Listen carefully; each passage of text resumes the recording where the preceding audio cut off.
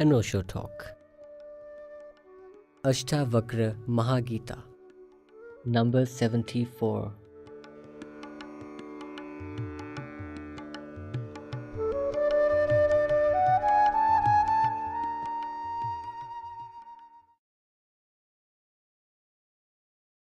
पहला प्रश्न। पूर्वी मनीषा सद्गुरुओं को मनोवैज्ञानिक का संबोधन क्यों नहीं देती? क्या सद्गुरु मनोवैज्ञानिकों से किन्हीं अर्थों में बिल्कुल भिन्न है? कृपा करके समझाइए।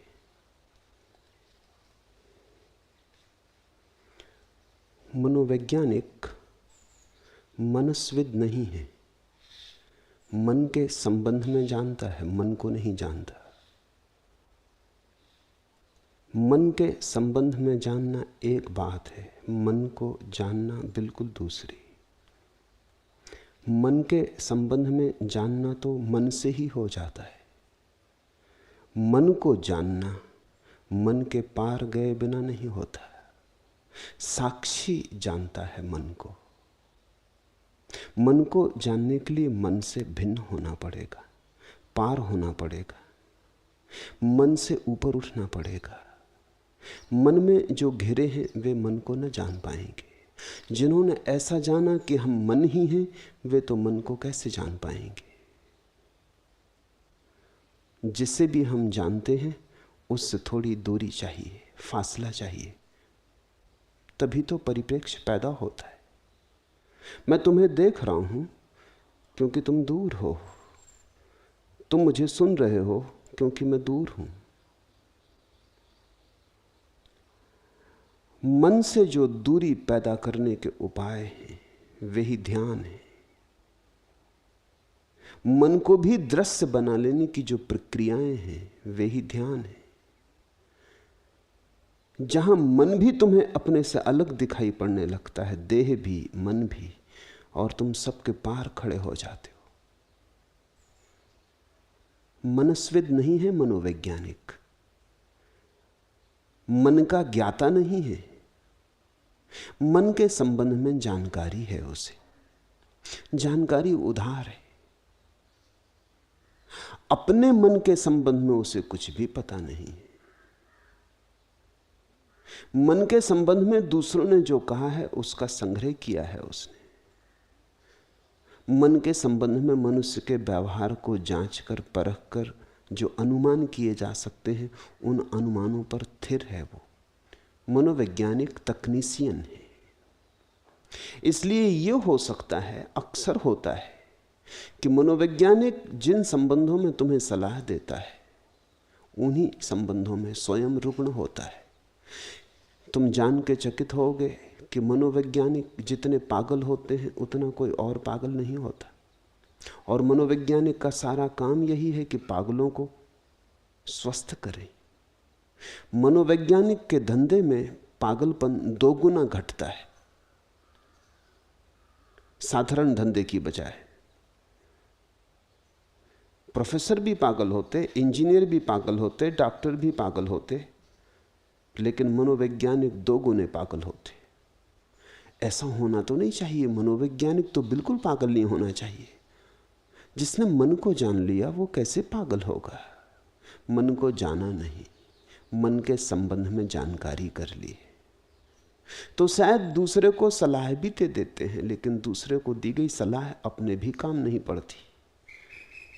यह भी तुम स्मरण रखना कि मनोवैज्ञानिक के धंधे में लोग 2 गुनी आत्महत्याएं करते हैं। ये तथ्य घबराने वाले हैं। फिल्म अभिनेता आत्महत्या करते हैं, राजनेता आत्महत्या करते हैं, कवि लेखक आत्महत्या करते हैं, दार्शनिक आत्महत्या करते हैं।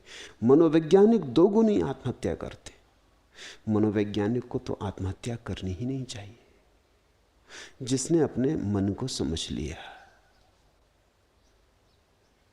उसके लिए आत्महत्या जैसी रुग्ण दशा घटेगी असंभव, पर ऐसा होता नहीं। एक मनोवैज्ञानिक अपने मरीज से बोला कि तुम ठीक किया, आ गए, अगर 10 मिनट और ना आते तो मैं मनोविश्लेषण तुम्हारे बिना ही शुरू करने वाला था। ऐसे मनोवैज्ञानिक हैं। एक मनोवैज्ञानिक अपने मरीज की बातें सुन रहा था। मरीज ने कहा कि मुझे ऐसा वहम हो गया है कि मेरे ऊपर कीड़े मकोड़े चलते रहते। जानता हूं कि ये भ्रम है, लेकिन दिन भर मुझे ये ख्याल बना रहता है कि ये गया, ये चढ़ा, सिर पे जा रहा, पैर में जा रहा, कपड़े में घुस गया। और खड़े होकर उसने अपने कपड़े झटकारे। मनोवैज्ञानिक का ठहर, इतने जोर से मत झटकार, कहीं मुझ पे ना गिर जाए। जिसे हम मनोवैज्ञानिक कहते हैं वो वहीं खड़ा है जहां रुग्ण व्यक्ति खड़े। भेद अगर कुछ है तो जानकारी का है। भेद अगर कुछ है अंतरात्मा का नहीं है। मनोवैज्ञानिक ने मन के संबंध में अध्ययन किया है, मन के संबंध में अभी जागरूक नहीं हुआ। इसलिए हम सद्गुरुओं को मनोवैज्ञानिक नहीं कहते। और भी कुछ बात ख्याल लेने की है। दूसरी बात, मनोवैज्ञानिक का काम है कि जो असमायोजित हो गए हैं, मेल एडजस्टेड हो गए हैं, जो जीवन की धारा में पिछड़ गए हैं, जो किसी तरह रुग्ण हो गए हैं, उन्हें सुसमायोजित करे, एडजस्ट कर दे, फिर से जीवन की धारा का अंग बना दे। जो लथड़ गए, पिछड़ गए, उन्हें जीवन के साथ चला दे, रुग्ण को सामान्य बना दे। सद्गुरु का काम रुग्ण के तरफ नहीं है। सद्गुरु का काम है स्वस्थ को सहायता देना। मनोविज्ञान का काम है अस्वस्थ को सहायता देना। वो जो अस्वस्थ है उसे इस योग बना देना कि दफ्तर जा सके, फैक्ट्री जा सके, काम कर सके, पत्नी बच्चों की देखभाल कर सके, बात खत्म हो गई। सद्गुरु का काम है जिसे अपना पता नहीं है उसे अपना पता बता दे, जिसे जीवन के आत्यंतिक स्रोत का कोई अनुभव नहीं उसे उसका स्वाद लगा दे, परमात्मा से मिला दे। वो जो जीवन का परम सत्य है उससे संबंध जोड़ा दे। मनोवैज्ञानिक तुम्हें समाज का अंग बनाता है, सद्गुरु तुम्हें सत्य का अंग बनाता है। सोचना, समाज तो खुद ही रुग्ण है, इसके अंग बन के भी तुम स्वस्थ थोड़ी हो सकोगे। ये समाज तो बिल्कुल रुग्ण है। ये हो सकता है कि जिनको तुम पागल कहते हो उनका रोग थोड़ा ज्यादा है और जिनको तुम पागल नहीं कहते उनका रोग थोड़ा कम है।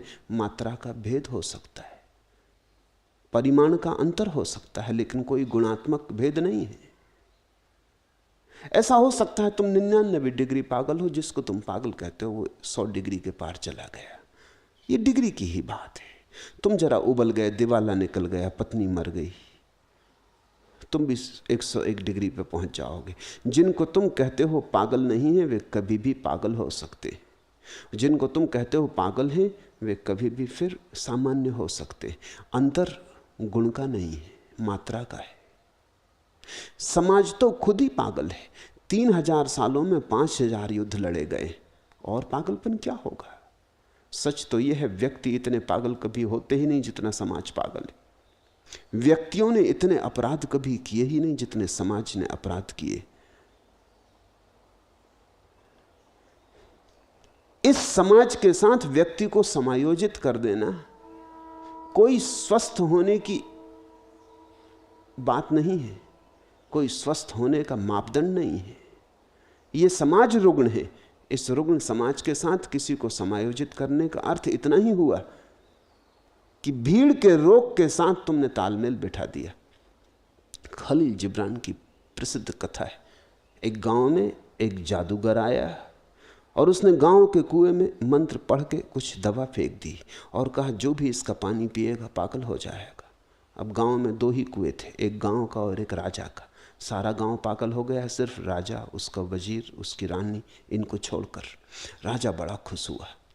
उसने कहा हम बच्चे, आज अलग कुआं था तो बच गए। अब लोग प्यासे थे तो पानी तो पीना ही पड़ा, और एक ही कुआं था तो कोई उपाय भी ना था। सारा गांव पागल हो गया। राजा खुश है, परमात्मा को धन्यवाद देता है कि खूब बचाया। लेकिन सांझ होते होते राजा को पता चला ये बचना ना हुआ, क्योंकि सारे गांव में एक अफवाह जोर पकड़ने लगी कि मालूम होता राजा का दिमाग खराब हो गया, जब सारा गांव पागल हो जाए और एक आदमी स्वस्थ बचा हो, तो सारा गांव सोचेगा ही कि पागल हो गया ये आदमी। भीड़ एक तरफ हो गई, राजा एक तरफ पड़ गया। इस भीड़ में राजा के सिपाही भी थे, सेनापति भी थे, इस भीड़ में राजा के पहरेदार भी थे, अंगरक्षक भी थे। राजा तो घबरा गया। सांझ होते होते तो सारा गांव महल के चारों तरफ इकट्ठा हो गया। लोगों ने नारे लगाए कि उतरो सिंहासन से, तुम्हारा दिमाग खराब हो गया, हम किसी स्वस्थ मन व्यक्ति को राजा बनाएंगे। राजा ने अपने वजीर से कहा, बोलो क्या करें, ये तो महंगा पड़ गया है, ये कुआं आज ना होता तो अच्छा था।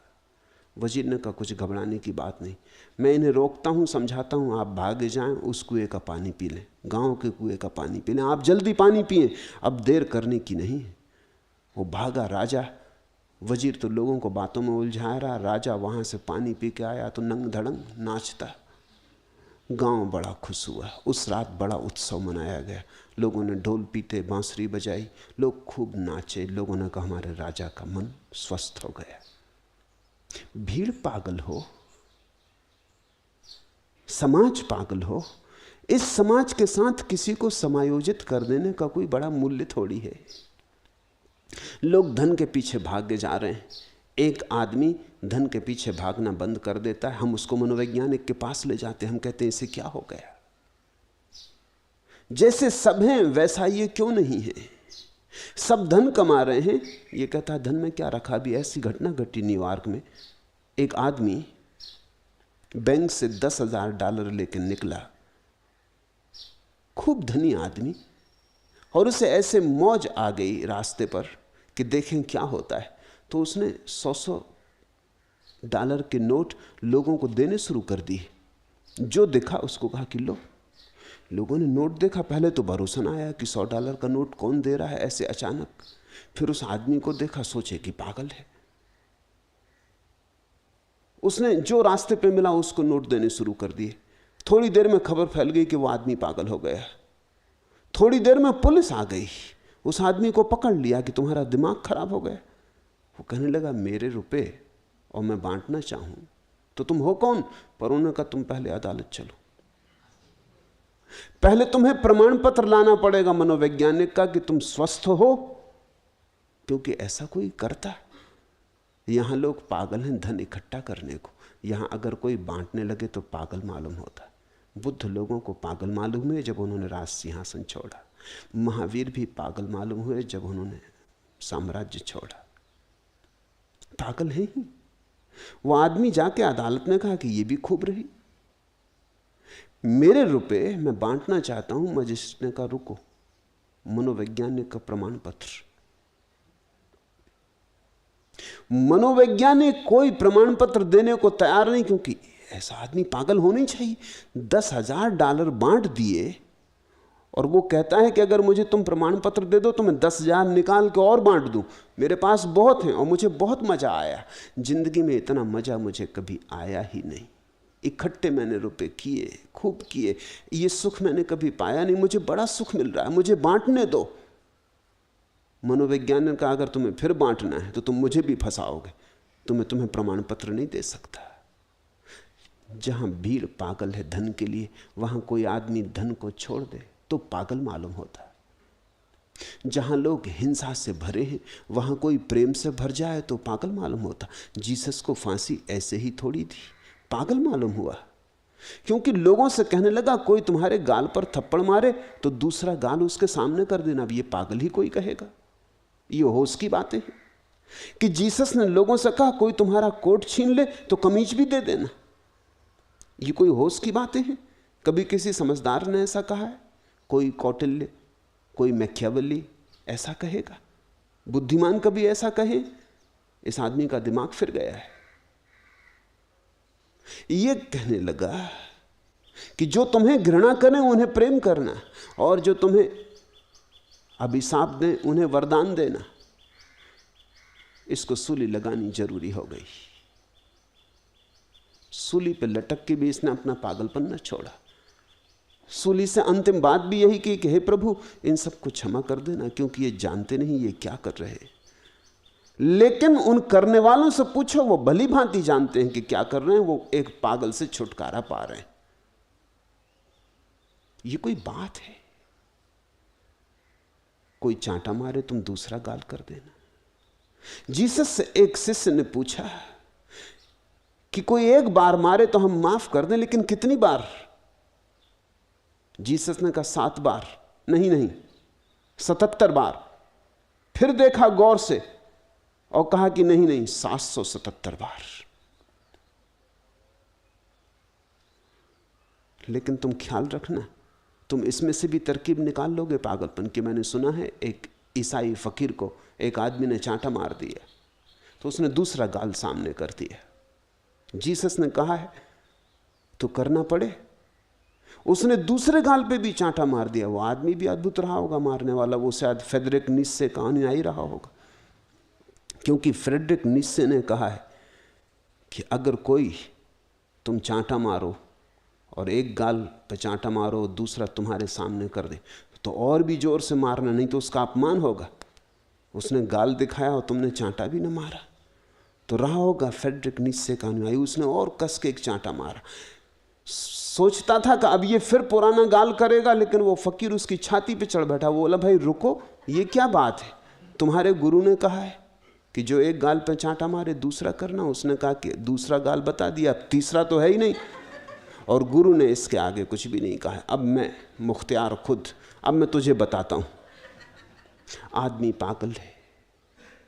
अगर वो नियम का थोड़ा पालन भी करता है तो बस एक सीमा तक, जहां तक नियम, मुर्दा नियम पालन करना है कर लेता है, लेकिन उसके बाद असलियत प्रकट होती। सदगुरु तुम्हें भीड़ के साथ एक नहीं करता, सदगुरु तुम्हें भीड़ से मुक्त करता है। इसलिए सदगुरु को मनोवैज्ञानिक कैसे कहें? कल तुमने सुना अष्टावक्र का सूत्र। जो ज्ञाता है, ज्ञानी है, वो लोकवत व्यवहार नहीं करता, भीड़ की तरह व्यवहार नहीं करता। उसके जीवन में न भीड़ होती न भेड़ चाल होती। वो न किसी का अनुयायी होता है न किसी के पीछे चलता। अनुकरण उसकी व्यवस्था नहीं होती। वो अपने बोध से जीता है, वो स्वतंत्र होता है। अष्टावक्र कहते हैं स्वच्छंद होता है, उसकी स्वतंत्रता परम है। अगर वो जीता है तो अपने अंतरतम से जीता है। जो उसका अंतरतम कहता है वही करता है, चाहे कोई भी कीमत और कोई भी मूल्य क्यों ना चुकाना पड़े। सुकरात को जब सूली दी जाती थी, जहर पिलाया जाता था, मारने की आज्ञा दी गई थी, तो मजिस्ट्रेट को भी उस पर दया आई थी और उसने कहा था, एक अगर तू वचन दे दे तो हम तुझे क्षमा कर दें। इतना तू वचन दे दे कि अब तू जिसको तू सत्य कहता है उसकी बातचीत बंद कर देगा तो हम तुझे क्षमा कर दें। सुकरात ने कहा, फिर जीकर क्या करूंगा? जीने का अर्थ ही क्या है जहां सत्य की बात ना हो, जहां सत्य की चर्चा ना हो, जहां सत्य की सुगंध ना हो? तो जीने का अर्थ क्या है? इससे बेहतर मर जाना है। तुम मुझे मौत की सजा दे दो, मैं रहूंगा तो मैं सत्य की बातें करूंगा ही। मैं रहूंगा तो और कोई उपाय ही नहीं है, मेरे रहने से सत्य की सुगंध निकलेगी। मजिस्ट्रेट को लगा होगा सुकरात पागल है, मौत चुन रहा है। तुमने चुनी होती मौत, तुम कहते छोड़ो सत्य इत्यादि, इसमें रखा क्या है, पाया क्या? उपद्रव में पड़े। अगर सब झूठ बोल रहे हैं और सारा जीवन झूठ से चल रहा है तो इसी में कुशलता है, इसी में है समझदारी कि तुम भी झूठ बोलो, लोगों के साथ चलो, लोग जैसे हैं वैसे रहो, भेड़ चाल। एक स्कूल में एक शिक्षक ने अपने बच्चों से पूछा कि अगर एक घर के भीतर आंगन में 10 भेड़ें बंद हों और एक छलांग लगा के दीवार से बाहर निकल जाए तो कितनी भीतर रहेंगी? एक बच्चा जोर से हाथ हिलाने लगा। उसने कभी हाथ हिलाया भी न था। वो बच्चा सबसे ज्यादा कमजोर बच्चा था। शिक्षक बड़ा खुश हुआ। उसने कहा, अच्छा पहले तू उत्तर दे। उसने कहा, एक भी ना बचेगी। शिक्षक ने कहा, पागल हुआ है? मैं कह रहा हूं 10 भेड़ें भीतर और एक छलांग लगा के निकल जाए तो भीतर कितनी बचेंगी? तुझे गणित आता है कि नहीं? तुझे गिनती आती कि नहीं? उस छोटे लड़के ने कहा कि गिनती आती हो या ना आती हो, भेड़ें मेरे घर में, मैं भेड़ों को जानता हूं। एक छलांग लगा गई, सब लगा गए। गणित तुम समझो, भेड़ों को मैं समझता हूं। और भेड़ें गणित को नहीं मानती। भेड़ तो अनुकरण से जीती है, भीड़ भेड़ है। सदगुरु तुम्हें भीड़ से मुक्त कराता है। सदगुरु तुम्हें समाज के पार ले जाता है। सदगुरु तुम्हें शाश्वत के साथ जोड़ता है। समाज तो सामयिक है, क्षणभंगुर है, रोज बदलता रहता, आज कुछ कल कुछ, नीति बदलती, इसकी शैली बदलती, इसकी ढंग ढांचा बदलता, इसका व्यवस्था रोज बदलती रहती। सदगुरु तुम्हें उससे जुड़ा देता है जो कभी नहीं बदलता, जो सदा जैसा था वैसा है, वैसा ही रहेगा। सदगुरु तुम्हें परमात्मा से मिलाता है, और परमात्मा ही तुम्हारा आत्यंतिक स्वभाव है। इसलिए हम सदगुरु को मनोवैज्ञानिक नहीं कहते, और मनोवैज्ञानिक सदगुरु नहीं है। फिर यह भी ख्याल रखना, मनोवैज्ञानिक के पास तुम जाते हो जब तुम रुग्ण होते हो। सदगुरु के पास तुम तब जाते हो जब तुम सब भांति स्वस्थ होते हो और अचानक पाते हो जीवन में कोई अर्थ नहीं। इस भेद को ख्याल रखना। मेरे पास लोग आ जाते हैं कभी, वो कहते हैं कि हमारे सिर में दर्द है। मैं कहता हूं डॉक्टर के पास जाना चाहिए। कोई कहता है कि तबीयत खराब रहती तो चिकित्सा करवानी चाहिए। मैं इसलिए यहां नहीं हूं कि तुम्हारी तबीयत खराब रहती उसका मैं इंतजाम करूं, तो डॉक्टर किस लिए? जिसका काम वो करे। तुम मेरे पास तब आओ जब सब ठीक हो, और फिर भी तुम पाओ कि कुछ भी ठीक नहीं। धन है, पद है, प्रतिष्ठा है, और हाथ में राख ही राख। सफलता मिली है और हृदय में कुछ भी नहीं, एक फूल नहीं खिला, एक गीत नहीं उमगा, कंठ सूखा का सूखा रह गया। बाहर सब हरियाला हरियाला है और भीतर सब मरुथल है, और एक भी मरुद्धान का पता नहीं, जरा भी छाया नहीं, धूप ही धूप, तड़फन ही तड़पन। जब तुम्हारे पास सब हो और तुम पाओ कि कुछ भी नहीं है, तब खोजना सद्गुरु को। जब तुम्हारी सफलता असफलता सिद्ध हो जाए, तब खोजना सद्गुरु को। जब तुम्हारा धन तुम्हारे भीतर की निर्धनता बता जाए, तब खोजना सद्गुरु को। जब तुम्हारी बुद्धिमानी बुद्धूपन सिद्ध हो जाए, तब खोजना सद्गुरु को। सद्गुरु के पास जाना ही तब जब ये जीवन व्यर्थ मालूम होने लगे, तो वो किसी और जीवन की तरफ तुम्हें ले चले, किसी नए आयाम की यात्रा कराए। मनोवैज्ञानिक के पास तुम जाते हो तो तुम्हारा संबंध वही है जो तुम चिकित्सक के पास जाते हो। चिकित्सक तुम्हारा गुरु नहीं है। तुम्हारे पैर में चोट लग गई है, तुम डॉक्टर के पास गए, उसने मलहम पट्टी कर दी। डॉक्टर तुम्हारा गुरु नहीं है। गुरु एक प्रेम का संबंध है, अपूर्व प्रेम का संबंध है। गुरु इस जगत में सबसे गहन प्रेम का संबंध है। उसने तुम्हारे पैर पर मलहम पट्टी कर दी, तुमने उसकी फीस चुका दी, बात खत्म हो गई। गुरु से जो नाता है वो हार्दिक है। तुम कुछ भी चुका के गुरु ऋण चुका ना पाओगे। जब तक कि तुम उस अवस्था में ना आ जाओ जहां तुम्हारे भीतर छिपा गुरु प्रकट ना हो जाए, तब तक गुरु ऋण नहीं चुकेगा। तो गुरु का संबंध कुछ किसी और दिशा से है। तुम्हारे हृदय में एक उमंग उठती, किसी के पास होकर तुम्हें झलक मिलती परम सत्य की, कोई तुम्हारे लिए झरोखा बन जाता, किसी के पास रहकर तुम्हें संगीत सुनाई पड़ता शाश्वत का। तुम्हारे मन में बड़ा शोरगुल है, लेकिन फिर भी किसी के पास क्षण भर को तुम्हारा मन ठहर जाता और शाश्वत को जगह मिलती। किसी के पास तुम्हें स्वर सुनाई पड़ने लगते, दूर के पार के, तारों के पार से जो आते, और किसी की मौजूदगी में तुम्हारे भीतर कुछ उठने लगता, कुछ सोया जगने लगता।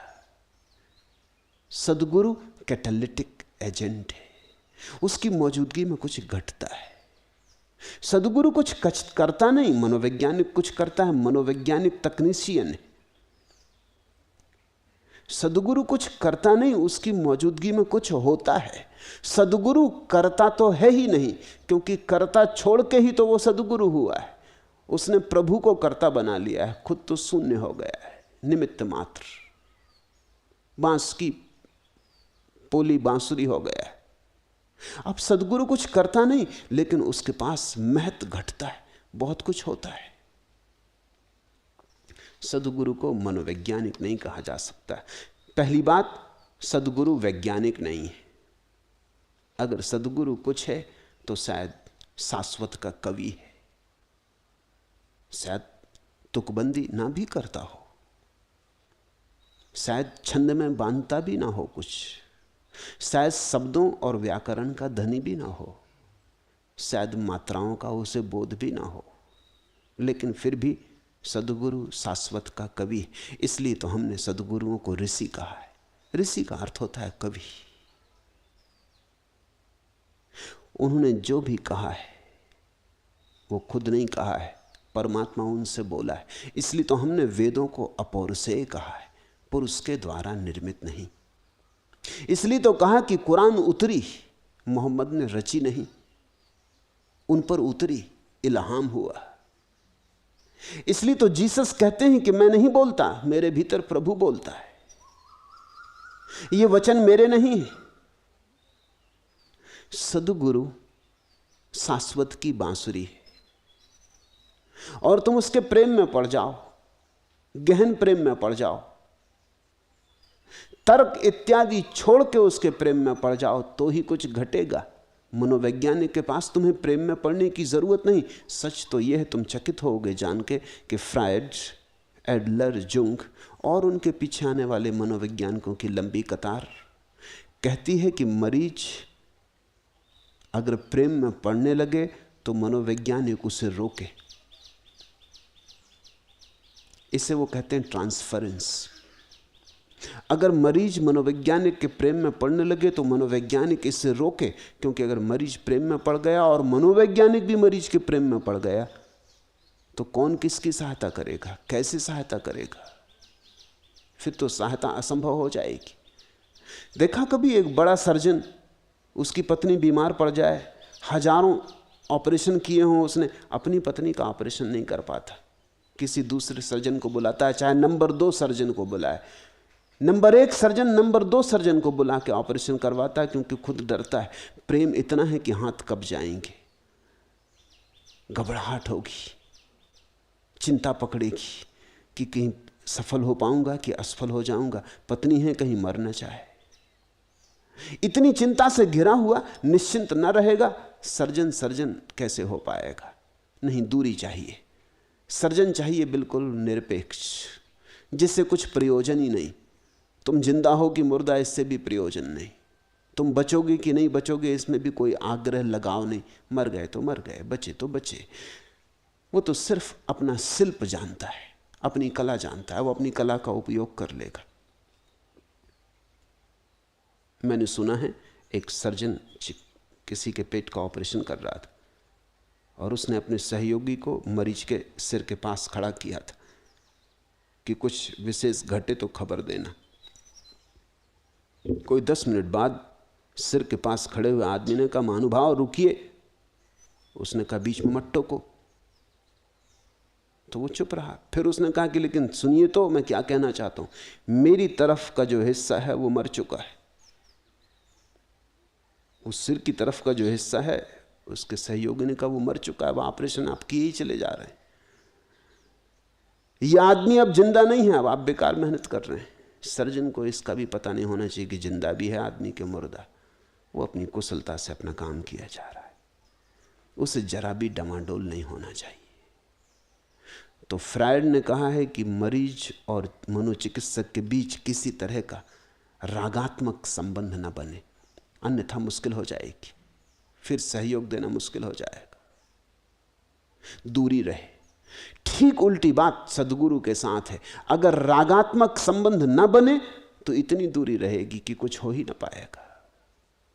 रागात्मक संबंध बने तो ही कुछ हो पाएगा। सदगुरु के पीछे तुम पागल हो के प्रेम में पड़ो तो ही कुछ हो पाएगा, मतवाले हो जाओ तो ही कुछ हो पाएगा। यह संबंध प्रेम का है।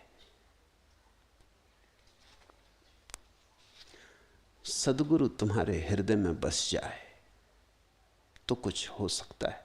वह गंध मेरे मन बस गई रे। एक बन जूही एक बन बेला, अगणित गंधों का यह मेला, पाकर मुझको निपट अकेला, इन प्राणों को कस गई रे। वह गंध मेरे मन बस गई रे। एक दिन पश्चिम एक दिन पूरब, भटक रहे हैं गंध पंख सब, रोम रोम के द्वार खोलकर वह अंतर में धस गई रे। वह गंध मेरे मन बस गई रे। नभ में जिसकी डालें अटकी, थल पर जिसकी कलियां चटकी, मेरे जीवन के करदम में वह अनजाने फंस गई रे। वह गंध मेरे मन बस गई रे। जब तक सद्गुरु की गंध तुम्हारे मन में न बस जाए, जब तक तुम दीवाने न हो जाओ, तब तक कुछ भी ना होगा। सद्गुरु और शिष्य का संबंध रागात्मक है। वो वैसा ही संबंध जैसे प्रेमी और प्रेयसी का। निश्चित ही प्रेमी और प्रेयसी के संबंध से बहुत पार, लेकिन उसी से केवल तुलना दी जा सकती है और कोई तुलना नहीं है। दीवानगी का संबंध है। रोम रोम के द्वार खोलकर वह अंतर में धस गई रे। वह गंध मेरे मन बस गई रे। तो ही कुछ रूपांतरित होता है। तुम बदलोगे तभी जब तुम प्रेम में झुकोगे। मनोवैज्ञानिक के पास झुकना आवश्यक नहीं है, झुकने का कोई सवाल नहीं है। मनोवैज्ञानिक तकनीशियन है। मनोवैज्ञानिक के प्रति समर्पण का कोई प्रश्न नहीं है। मनोवैज्ञानिक कुछ जानता है, उसके जानने के तुम दाम चुका देते हो, बात खत्म हो गई। धन्यवाद देने की भी आवश्यकता नहीं है। सद्गुरु कुछ जानता है ऐसा नहीं, सद्गुरु कुछ हो गया है। सद्गुरु के आंगन में आकाश उतरा है। सद्गुरु के सूने अंतरात्मा के सिंहासन पर प्रभु विराजमान हुआ है। यहां कंजूसी से ना चलेगा, यहां तो उछल के डुबकी ले सकोगे तो ही कुछ हो सकेगा। इसलिए पश्चिम ने तो अब मनोविज्ञान को भी गुरु कहना शुरू कर दिया है। पूरब ने कभी गुरु को मनोवैज्ञानिक नहीं कहा, और पूरब को कभी मनोवैज्ञानिक को जन्म देने की जरूरत नहीं पड़ी। जहां गुरु हो वहां मनोवैज्ञानिक की कोई खास जरूरत नहीं है। मनोवैज्ञानिक तो एक परिपूरक, सस्ता परिपूरक है। मनोवैज्ञानिक खुद उन्हीं उलझनों में उलझा है जिन उलझनों से वो मरीज को मुक्त करवाने की कोशिश कर रहा है। सद्गुरु उन उलझनों के पार है, और जो पार है उसका ही सत्संग काम आ सकता है।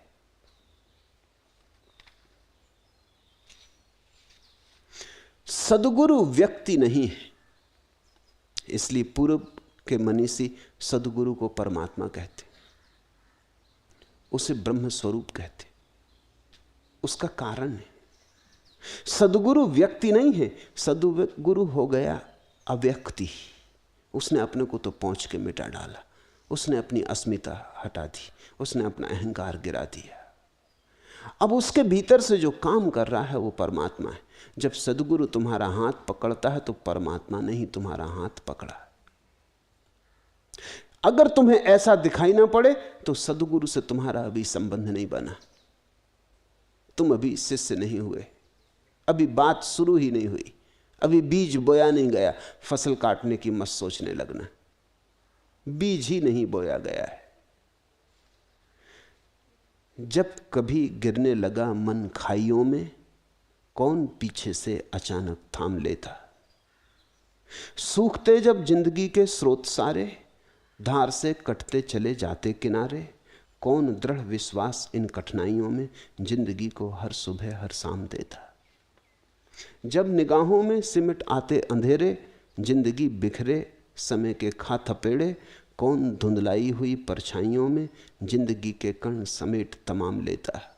जो जमाने से विभाजित हो न पाई, रह गई अवशेष वह जीवन इकाई, कौन फिर संयोग बन तन्हाइयों में जिंदगी को नित नए आयाम देता।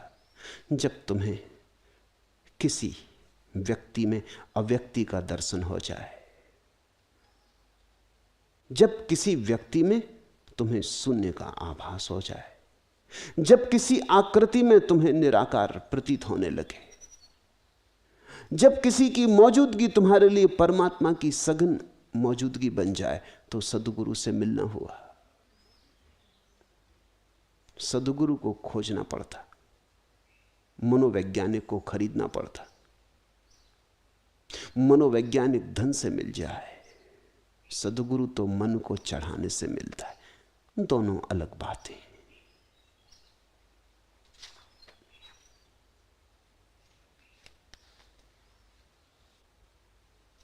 दूसरा प्रश्न, प्रभु मरना चाहता हूं, बस मरना चाहता हूं, इस देह में न अब रहना चाहता हूं, आपके स्नेह को बस भरना चाहता हूं, अब अपने को मैं अमी में करना चाहता हूं, शून्य भर होना चाहता हूं। पूछा है बोधि धर्म ने। समझना होगा, गहरे से समझना होगा, क्योंकि ये भाव अनेकों के मन में उठता है। जब मैं तुम्हें समझाता हूं कि मिट जाओ, समाप्त हो जाओ, ताकि प्रभु हो सके, तुम अपने को पहुंच डालो, जगह खाली करो ताकि वह उतर सके, तो एक प्रबल आकांक्षा उठती है मिट जाने की, और उसी आकांक्षा में भूल हो जाती।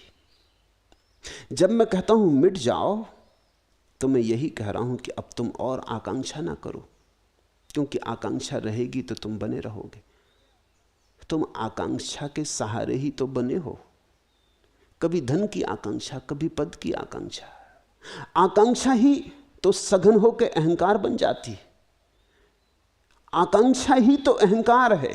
तो जब तक तुम आकांक्षा से भरे हो तुम हो, जब तुम निस्सकांक्षा से भरोगे कोई आकांक्षा ना रही। ध्यान रखना, आकांक्षा से मुक्त हो जाने की आकांक्षा भी जब ना रही, लेकिन तुम मुझे सुनते हो और बात कुछ की कुछ हो जाती। मैं तुमसे कहता हूं कि मिट जाओ, मैं कहता हूं आकांक्षा छोड़ो, तुम कहते हो चलो ठीक, हम यही आकांक्षा करेंगे, मिट जाने की आकांक्षा करेंगे। तो तुम पूछते हो हे प्रभु कैसे मिट जाएं, अब मिटाओ। अभी तक कहते थे कैसे जिएं, कैसे और हो जीवन, और अब कहते हो कैसे मिटें, कैसे समाप्त हो। मगर बात तो वही की वही रही, कुछ फर्क ना हुआ। तुम धन चाहते थे, अब तुम धर्म चाहने लगे। तुम पद चाहते थे, अब तुम परमात्मा चाहने लगे। तुम सुख चाहते थे, अब तुम स्वर्ग चाहने लगे। अब तक तुम वासनाओं के पीछे दौड़ रहे थे, अब तुमने एक नई वासना पैदा कर ली, निर्वासना होने की। चूक गए, बात फिर गलत हो गई। मैंने तुमसे यह नहीं कहा कि तुम मर जाने की आकांक्षा करो, मैंने तुमसे इतना ही कहा है कि अब तुम आकांक्षा ना करो तो तुम मर जाओगे। ये जो मर जाना है ये परिणाम है, कॉन्सिक्वेंस है। तुम इसे चाह नहीं सकते, ये तुम्हारी चाहत का फैलाव नहीं हो सकता। अगर तुमने इसको भी चाह बना लिया, फिर चाह बच रही, चाहे नए पंख पा गई, चाहे नए घोड़े पर सवार हो गई। चाह ने तुम्हारे चित्त को फिर धोखा दे दिया, अब तुम ये चाह करने लगे।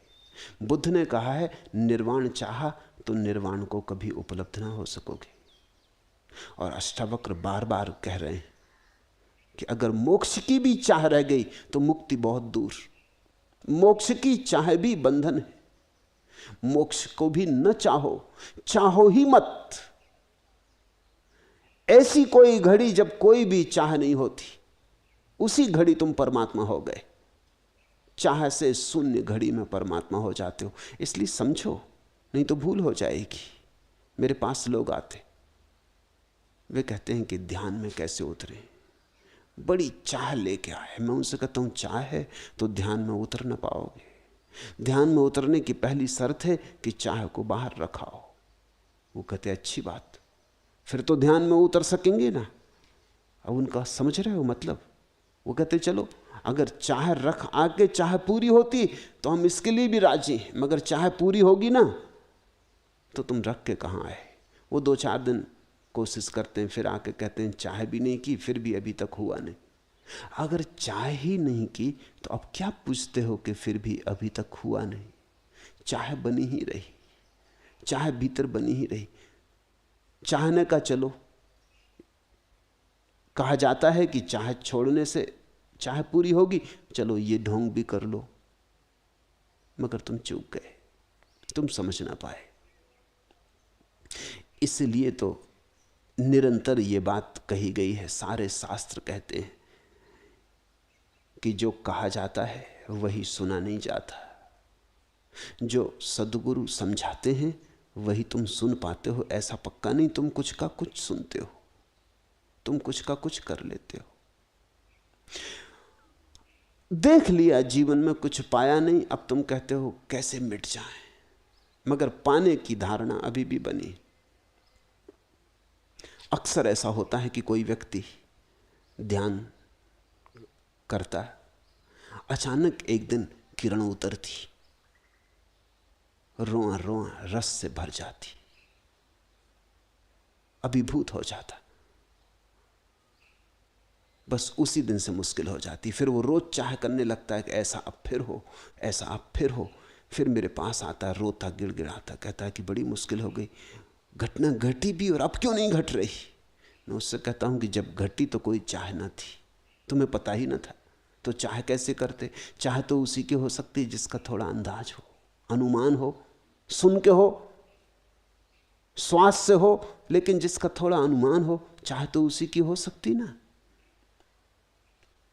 अब तुम्हें पता चल गया, स्वाद लग गया, किरण उतरी, पखरियां खिल गई हृदय की, कमल कमल खिल गए भीतर, तुम गदगद हो उठे। अब तुम्हें पता चल गया अब मुश्किल आई, अब बड़ी मुश्किल आई, ऐसी मुश्किल कभी भी ना थी।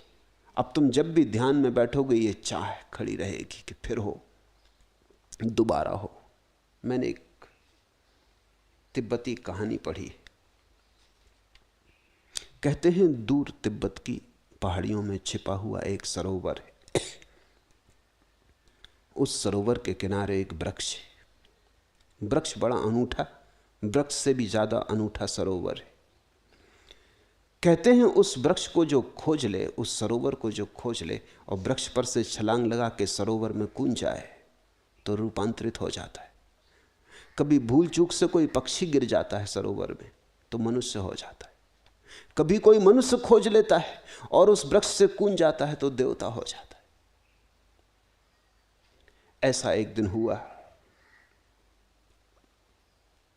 एक बंदर और एक बंदरिया उस वृक्ष पर बैठे थे, उन्हें कुछ पता न था, और एक मनुष्य न मालूम कितने वर्षों की खोज के बाद अंततः वहां पहुंच गया। उस मनुष्य ने वृक्ष पर चढ़ के झंपापात किया, सरोवर में गिरते ही वह दिव्य ज्योतिर्धर देवता हो गया।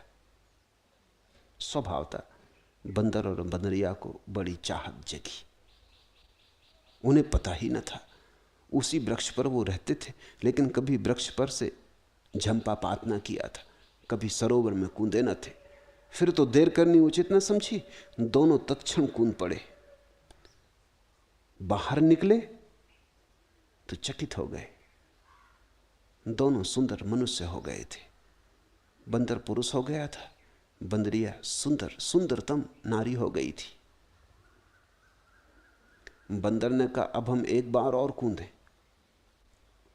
बंदर तो बंदर, उसने कहा अब अगर हम कूदे तो देवता होकर निकलेंगे। बंदरिया ने कहा कि देखो दोबारा कूदना या नहीं कूदना हमें कुछ पता नहीं। स्त्रियां साधारणतः ज्यादा व्यवहारिक होती, सोच समझ के चलती, ज्यादा देख लेती, हिसाब किताब बांध लेती, करने योग्य नहीं।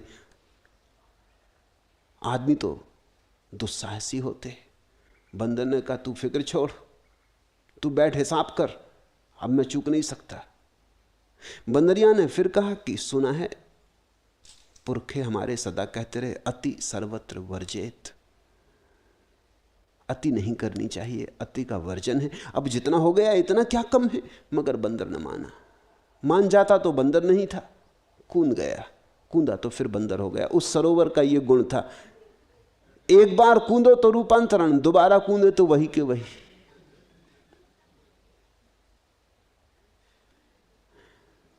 बंदरिया तो रानी हो गई, एक राजा के मन भाग गई। बंदर पकड़ा गया एक मदारी के हाथों में। फिर एक दिन मदारी लेके राजमहल आया तो बंदर अपनी बंदरिया को सिंहासन पर बैठा देख के रोने लगा। याद आने लगी और सोचने लगा, अगर मान ली होती बात, दोबारा न कूदा होता। तो बंदरिया ने उससे कहा, अब रो मत, आगे के लिए इतना ही स्मरण रखो, अति सर्वत्र वर्जित। अति वर्जित है। ध्यान ऐसा ही सरोवर है, समाधि ऐसा ही सरोवर है, जहां तुम्हारा दिव्य ज्योतिर्धर रूप प्रकट होगा। लेकिन लोभ में मत पड़ना। अति सर्वत्र वर्जित। ये जो तुम्हारा प्रश्न है अत्यंत लोभ का है। प्रश्न को जरा गौर से देखो तो तुम्हें ख्याल आ जाएगा। मरना चाहता हूं, भरना चाहता हूं, करना चाहता हूं, शून्य होना चाहता हूं, चाहता हूं, चाहता हूं, चाहता हूं, चाह ही चाह। प्रत्येक पंक्ति में चाह ही चाह भरी। और यही मैं तुम्हें समझा रहा हूं कि चाहे कि संसार पैदा हुआ। चाहत का नाम संसार। अब तुम एक नया संसार पैदा कर रहे हो। अब ये मरना, निर्वाण, शून्य, समाधि, अब तुम्हें ये पकड़े ले रहे हैं। तुम जाल से कभी छूटोगे न छूटोगे। एक और कहानी तुमसे कहते हैं कि एक बार शैतान का मन ऊब गया। सभी का ऊब जाता है, शैतान का भी ऊब गया हो तो आश्चर्य नहीं। शैतान का तो ऊब ही जाना चाहिए, कब से शैतानी कर रहा। तो उसने संन्यास लेने का निश्चय कर लिया।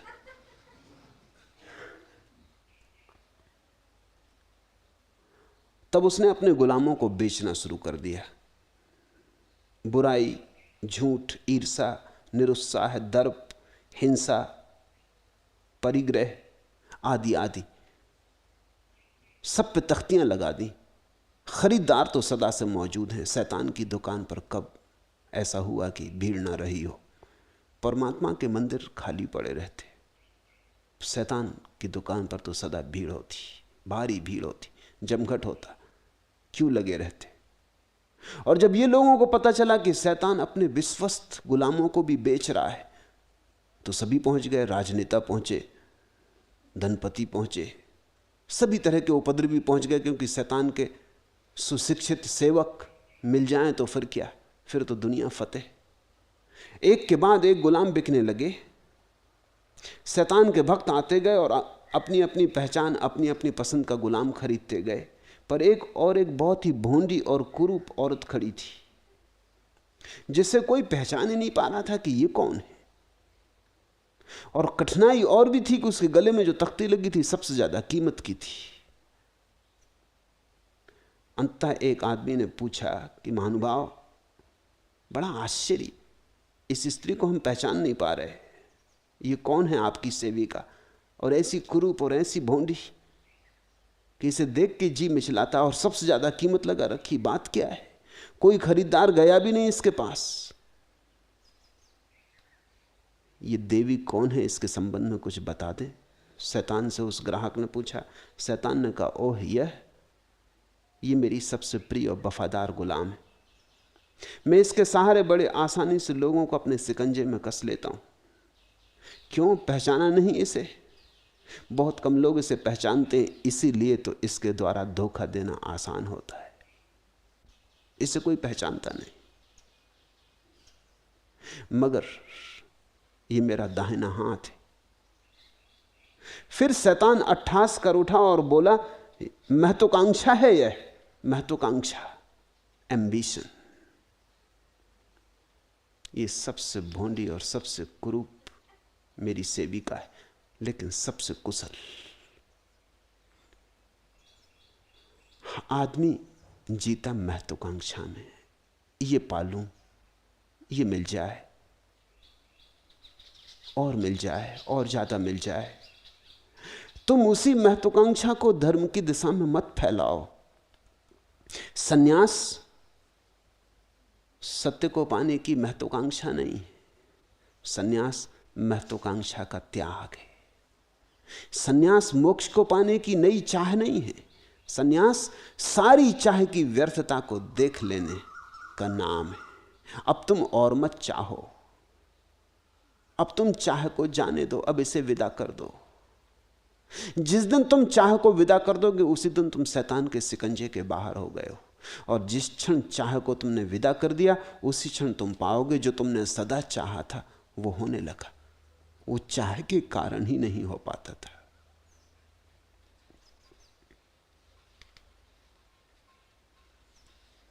नहीं, ऐसी आकांक्षा ना करो। अब न अगले बलबले हैं और न अरमानों की भीड़, एक मिट जाने की हसरत अब दिले विस्मिल में। ये मिट जाने की हसरत भी जाने दो, ये हसरत भी उपद्रव है। जल्दी ना करो, मौत की इतनी क्या जल्दी। मौत है वह राज जो आखिर खुलेगा एक दिन, जिंदगी वह है मुअम्मा कोई जिसका हल नहीं। मौत तो एक दिन खुली जाएगी, एक दिन हो ही जाएगी, उसकी क्या जल्दी में पड़े हो। मरने की भी क्या चाहत, जिंदगी को समझ लो। जिंदगी को समझ लिया, जिंदगी खुल गई, और जहां जिंदगी खुल गई वहां मौत खुल गई, क्योंकि मौत कुछ भी नहीं, जिंदगी का अंतिम शिखर है। मौत कुछ भी नहीं, जिंदगी की चरम अवस्था है। मौत कुछ भी नहीं, जिंदगी का आखिरी गीत है। जिंदगी समझ ली तो मौत समझ में आ जाती, होना समझ लिया तो ना होना समझ में आ जाता। इसलिए तो तुमसे कहता हूं संसार से भागना मत, संसार को समझ लिया तो मोक्ष समझ में आ जाता। लेकिन तुम जल्दबाजी में पड़ते हो, संसार को बिना समझे तुम मोक्ष को समझने चल पड़ते हो, फिर तुम्हारा मोक्ष भी नया संसार बन जाता है। तीसरा प्रश्न, नृत्य कब घटित होता है? आप सदा नृत्य की बात करते, किस नृत्य की, और कब घटित होता है यह नृत्य? निश्चित ही मैं नृत्य की सदा बात करता, क्योंकि मेरे लिए नृत्य ही पूजा है, नृत्य ही ध्यान है। नृत्य से ज्यादा सुगम कोई उपाय नहीं, सहज कोई समाधि नहीं। नृत्य सुगमतम है, सरलतम है, क्योंकि जितनी आसानी से तुम अपने अहंकार को नृत्य में विगलित कर पाते हो उतना किसी और चीज में कभी नहीं कर पाते। नाच सको अगर दिल भर कर तो मिट जाओगे, नाचने में मिट जाओगे। नाच विस्मरण का अद्भुत मार्ग है, अद्भुत कीमिया है। और नाच की और भी खूबी है कि जैसे जैसे तुम नाचोगे तुम्हारी जीवन ऊर्जा प्रवाहित होगी। तुम जड़ हो गए हो,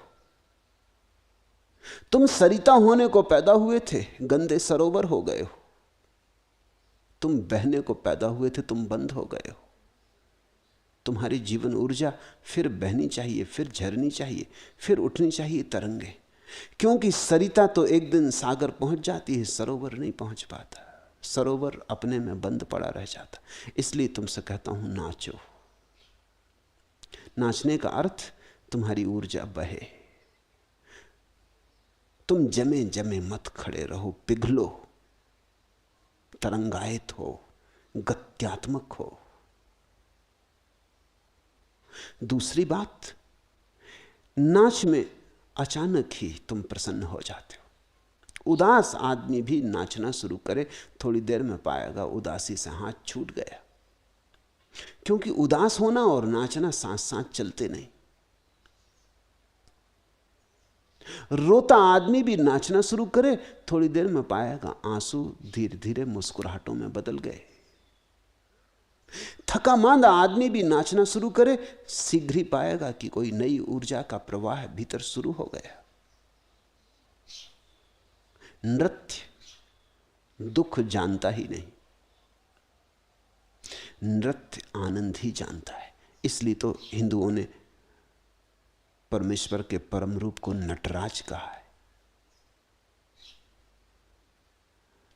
कृष्ण को नाच की मुद्रा में ओंठ पर बांसुरी रखे, मोर मुकुट बांधे चित्रित किया है। ये ऐसे ही नहीं, अकारण ही नहीं, ये सारा जीवन नाच रहा है। जरा वृक्षों को देखो, पक्षियों को देखो, सुनते हो ये पक्षियों का कलरव? फूलों को देखो, चांतारों को देखो, विराट नृत्य चल रहा है, रास चल रहा है। ये अखंड रास, तुम इसमें भागीदार हो जाओ। तुम सिकुड़ सिकुड़ के ना बैठो, तुम कंजूस ना बनो, तुम बहो। पूछा है तुमने नृत्य कब घटित होता है? नृत्य तब घटित होता है जब नर्तक मिट जाता है। नृत्य तब घटित होता है जब नाच तो होता है, तुम नहीं होते, नाचने वाला नहीं होता, याद ही नहीं रह जाती। पश्चिम का बहुत बड़ा नर्तक हुआ निजिंस्की। ऐसा नर्तक कहते हैं मनुष्य जाति के इतिहास में शायद दूसरा नहीं हुआ है। उसकी कुछ अपूर्व बातें थी। एक अपूर्व बात तो यह थी कि जब वो नृत्य की ठीक ठीक दशा में आ जाता था, जिसको मैं नृत्य की दशा कह रहा हूं, जब नर्तक मिट जाता है, तो निजिंस्की ऐसी छलांगें भरता था कि वैज्ञानिक चकित हो जाते थे, क्योंकि गुरुत्वाकर्षण के कारण वैसी छलांगें हो ही नहीं सकती। और साधारण अवस्था में निजिंस्की भी वैसी छलांगें नहीं भर सकता था। उसने कई दफे कोशिश करके देख ली थी, अपनी तरफ से भी उसने कोशिश करके देख ली थी, हर बार हार जाता था। जब उससे किसी ने पूछा कि इसका राज क्या है, उसने कहा मुझसे मत पूछो, मुझे खुद ही पता नहीं, क्योंकि मैंने भी कई दफा कोशिश करके देख ली। जब ये घटती तब घटती, जब नहीं घटती तो मैं लाख उपाय करूं, नहीं घटती, और जब घटती तो मैं हैरान होता हूं। कुछ क्षण को ऐसा लगता है गुरुत्वाकर्षण का मेरे ऊपर प्रभाव नहीं रहा, मैं एक पक्षी के पंख की तरह हल्का हो जाता हूं। कैसे ये होता है मुझे पता नहीं। एक बात भर समझ में आती कि ये उन क्षणों में होता है जब मुझे मेरा पता नहीं होता, जब मैं लापता होता हूं, जब मैं होता ही नहीं, तब ये घटता है। ये तो योग का पुराना सूत्र है, ये तो तंत्र का पुराना आधार है। निजिंस्की को कुछ पता नहीं वो क्या कह रहा है। अगर उसे पूर्व के शास्त्रों का पता होता तो वो व्याख्या कर पाता। विज्ञान कहता है, न्यूटन ने खोजा, वृक्ष के नीचे बैठे बैठे गिरा फल, और न्यूटन को ख्याल आया हर चीज ऊपर से नीचे की तरफ गिरती। पत्थर भी हम ऊपर की तरफ फेंकें तो नीचे आ जाता है, तो जरूर जमीन में कोई गुरुत्व, कोई गुरुत्वाकर्षण, कोई कशिश, कोई ग्रेविटेशन होना चाहिए। जमीन खींचती चीजों को अपनी तरफ। न्यूटन ने एक बात देखी, हमने और भी एक बात देखी जो न्यूटन ने नहीं देखी। और ख्याल रखना, वही दिखाई पड़ता है जो हम देखने को तैयार होते। कृष्ण ने कुछ और देखा, अष्टावक्र ने कुछ और देखा। उन्होंने ये देखा कि ऐसी कुछ घड़ियां हैं जब अहंकार नहीं होता तो आदमी ऊपर की तरफ उठने लगता है, जैसे आकाश का कोई कशिश, कोई आकर्षण है। जैसे वैज्ञानिक कहते हैं ग्रेविटेशन, गुरुत्वाकर्षण, ऐसा अंतरतम के मनीषियों ने कहा है कि प्रभु का आकर्षण।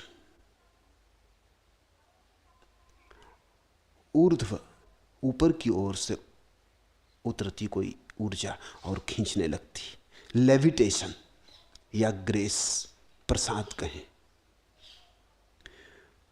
वही घट रहा था निजिंस्की को। कभी कभी ऐसा हो जाता था, वो इतना तल्लीन हो जाता, ऐसा लवलीन हो जाता, ऐसा खो जाता कि फिर नर्तक न रहता, नृत्य ही बचता। कोई आयोजक न रह जाता भीतर, कोई नियंत्रक न रह जाता, कोई नृत्य करने वाला न रह जाता। वही तो अष्टावक्र तुमसे कह रहे हैं, इसी नृत्य की व्याख्या कर रहे हैं कि कर्ता को जाने दो तो प्रभु तुम्हें संभाल ले। अभी तुम ही अपने को संभाले हो तो प्रभु को संभालने का मौका ही नहीं।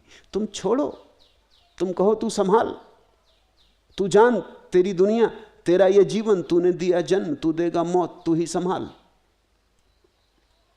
हम तो बीच में आ गए। सुनी हिकायते हस्ती तो दरमिया से सुनी, न इब्तदा की खबर है न इंतहा मालूम। हम तो बीच में हैं, ना हमें पता है कि जन्म क्यों हुआ, ना हमें पता है कि मौत क्यों होगी, ना हमें प्रारंभ का कुछ पता है और ना अंत का। हम तो बीच में हैं। जिसको प्रारंभ का पता नहीं, अंत का पता नहीं, वो बीच की भी क्यों फिक्र रखे हुए है। जो पहले संभालता, जो पीछे संभालता, वो बीच में भी संभाल लेगा। ऐसा जो छोड़ दे उसको ही अष्टावक्र कहते हैं। वही हुआ ज्ञाता, वही हुआ दृष्टा, वही अब ना रहा भोक्ता ना रहा कर्ता। और जहां भोक्ता और कर्ता खो जाते वहीं परमात्मा है। मैं तुमसे कहता हूं नृत्य की परिभाषा, जब नर्तक मिट जाए। ऐसे नाचो कि नाच ही बचे, ऊर्जा रह जाए, अहंकार का केंद्र ना रहे। और नृत्य जितनी सुगमता से परमात्मा के निकट ले आएगा और कोई चीज कभी नहीं ला सकती। और नृत्य बड़ा स्वाभाविक है। आदमी है अकेला जो भूल गया, सारा संसार नाच रहा है आदमी को छोड़ के। आदमी भी नाचता था, आदमी अब भी नाच रहे हैं, सिर्फ सभ्य आदमी वंचित हो गया है। सभ्य आदमी नाच भूल गया है, जड़ हो गया, पत्थर की तरह हो गया। झरना नहीं है कि बहे, निर्झर नहीं है।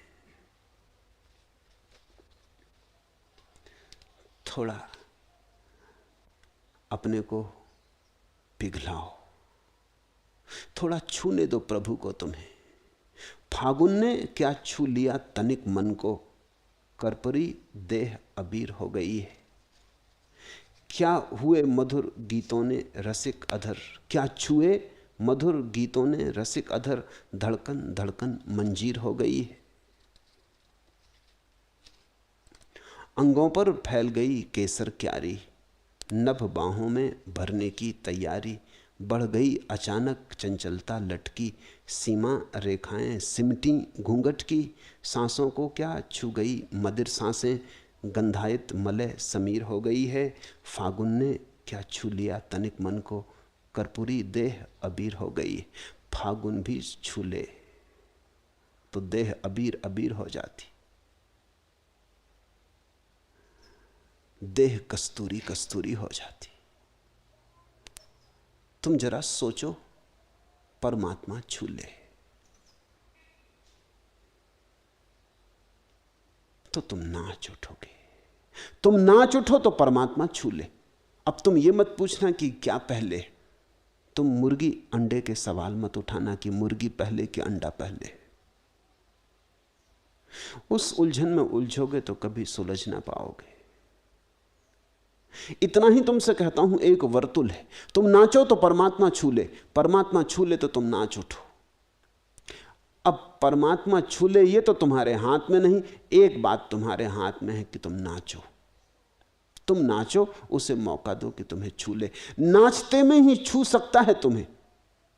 अभी तो तुम अकड़े अकड़े बैठे हो, अभी तो तुम पानी जैसे जम गया, बर्फ हो गए, ऐसे हो गए हो। थोड़ा पिघलो, थोड़ा बहो। तुम इधर बहे कि परमात्मा ने तुम्हें छुआ, उसने छुआ कि तुम और बहे, तुम और बहे कि उसने तुम्हें और छुआ। एक वर्तुल है।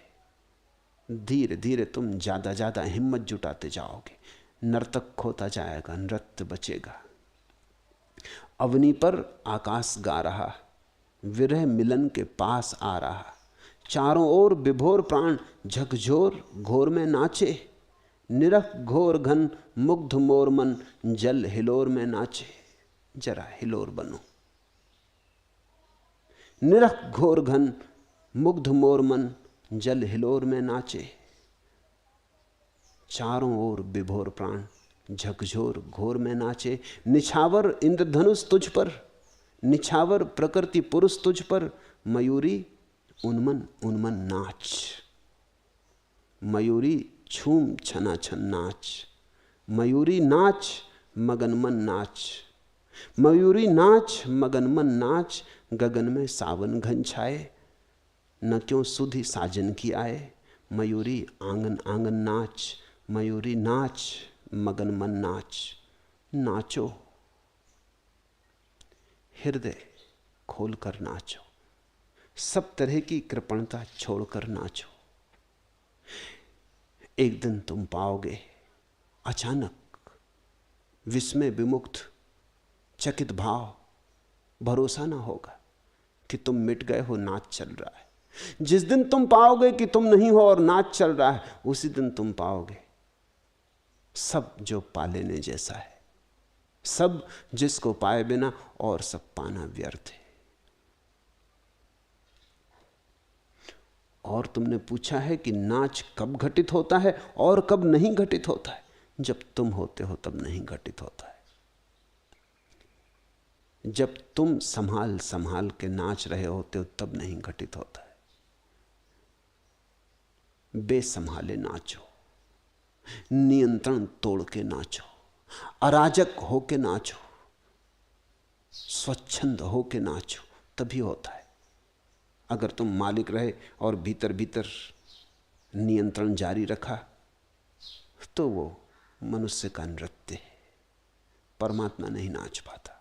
तुमने बागडोर उसके हाथ में दी ही नहीं, तुम बागडोर उसके हाथ में दे दो, फिर होता है नाच। फिर तुम इस विराट नृत्य के एक अंग हो जाते हो।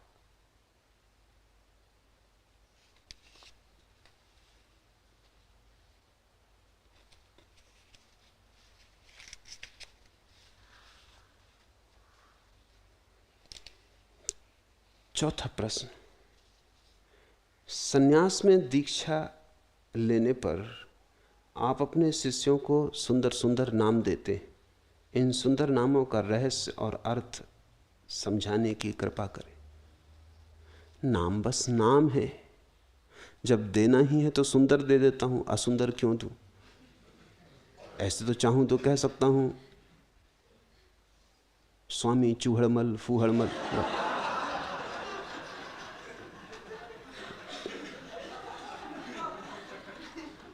नाम बस नाम है, और जब देना ही है तो सुंदर दे देता हूं। इसमें कुछ बहुत अर्थ नहीं है। नाम में अर्थ हो भी क्या सकता है? अर्थ तो होता काम में। तुम नाम के भरोसे मत रुके रह जाना। कुछ करोगे तो कुछ होगा, कुछ होने दोगे तो कुछ होगा। कितना ही सुंदर नाम दे दूं, इससे क्या होगा? काश नाम देने से जीवन बदलते होते, कितना सरल होता। सुंदर नाम देके मैं अपनी आकांक्षा, अपनी अभीप्सा प्रकट कर रहा हूं। सुंदर नाम देकर मैं अपना आशीष तुम्हें दे रहा हूं कि मैंने सुंदरतम तुम में चाहा है, अब तुम कुछ करो। सुंदर नाम देके मैंने तुम्हें बड़ा उत्तरदायित्व दे दिया, अब तुम्हें पूरा करना है। सुंदर नाम देके मैंने तुम्हें एक चुनौती दे दी, तुम्हें एक बुलावा दे दिया, एक आमंत्रण दे दिया कि अब ये यात्रा करनी है, अब ये नाम याद रखना, अब ये नाम तुम्हें सताएगा। एक पुरानी कथा तुमसे कहूं, बहुत पुरानी कथा है। किसी बालक के माँ बाप ने उसका नाम पापक, पापी रख दिया। लोग भी खूब हैं, किसी का नाम रख देते पोपट, घसीटामल, घासीराम, जैसे नामों की कुछ कमी है।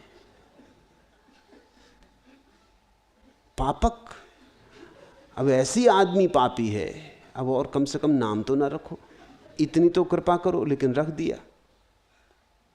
मैं माउंट आबू शिविर लेने जाता था, वहां एक बगीचा है, शैतान सिंह उद्यान। किसी का नाम शैतान सिंह, और कोई नाम न सूझा।